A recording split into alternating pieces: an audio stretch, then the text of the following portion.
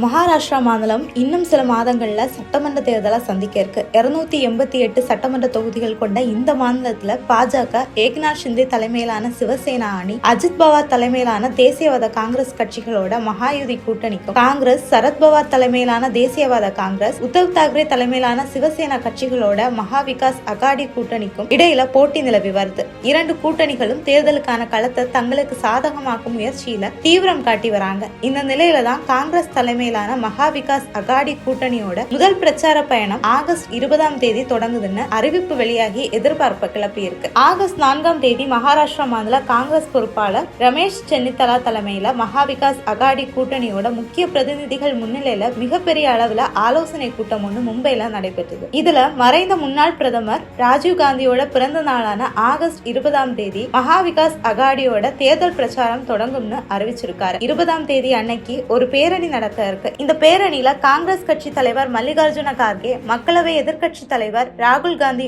ஆகியோர் கலந்துக்க இருக்காங்க. அதோட மகா விகாஸ் அகாடி கூட்டணியில இருக்க சிவசேனா தலைவர் உத்தவ் தாக்கரே மற்றும் தேசியவாத காங்கிரஸ் கட்சி தலைவர் சரத்பவார் ஆகியோரும் கலந்துக்கிறதாவும் ரமேஷ் சென்னித்தலா சொல்லியிருக்காரு. இதுக்கு முன்னாடியே ஆகஸ்ட் 7 மகா விகாஸ் அகாடி கூட்டணி கட்சிகளுக்கு இடையிலான தொகுதி பங்கீடு சார்ந்த கூட்டமும் நடக்க இருக்கு. நடந்து முடிஞ்ச மக்களவை தேர்தலில் 18 தொகுதிகளில் போட்டியிட்ட காங்கிரஸ் 13 இடங்களை ஜெயிச்சு நல்ல பெர்ஃபார்மன்ஸ் பண்ணியிருந்துச்சு. இதனால அந்த கட்சிக்கு கூடுதல் இடங்கள்ல போட்டியிட வாய்ப்பு கிடைக்கலாம்னு சொல்லப்படுது. இன்னொரு பக்கம் உத்தவ் தாக்கரேயோட சிவசேனா 125 தொகுதிகளில் போட்டியிட முடிவு செய்திருப்பதாகவும் தகவல்கள் வெளிவந்துட்டு இருக்கு. ஆனா சரத்பவார் மகா விகாஸ் அகாடியில இருக்கும் எல்லா கட்சிகளும் சமமான அளவுல போட்டியிடுவோம்னு சொல்லியிருக்காரு. இதனால இந்த மீட்டிங் மேலான எதிர்பார்ப்புகளும் அதிகரிச்சிருக்கு. அதோட சட்டமன்ற தேர்தலில் மகா விகாஸ் அகாடியோட தேர்தல் வியூகம் என்ன, எந்தெந்த பகுதிகளில் பேரணிகள் நடத்தலாம், தேர்தல் அறிக்கையில இடம்பெற இருக்க முக்கியமான விஷயங்கள் என்னென்ன, தேர்தல் நேரத்துல செய்ய வேண்டிய மற்ற முக்கிய வேலைகள் என்னங்கிறது பத்தியெல்லாம் இந்த கூட்டத்துல முடிவு எடுக்கப்படும்னு எதிர்பார்க்கப்படுது. குறிப்பா பாஜக பக்கம் ஐக்கியமாகி இருக்க அஜித் பவார் மற்றும் ஏக்நாத் ஷிண்டே ஆகியோர் வசம் எம்எல்ஏக்கள் அதிகமா இருக்காங்க. பொருளாதார பலமும் பூத் வாரியா களத்துல உழைக்கிற நிர்வாகிகள் பலமும் அதிகம் இருக்கிறதா சொல்லப்படுது. அதே போல கொங்கன், தானே மற்றும் பால்கர் மாவட்டங்களுக்கு உட்பட்ட 39 சட்டமன்ற தொகுதிகள் சிவசேனாவோட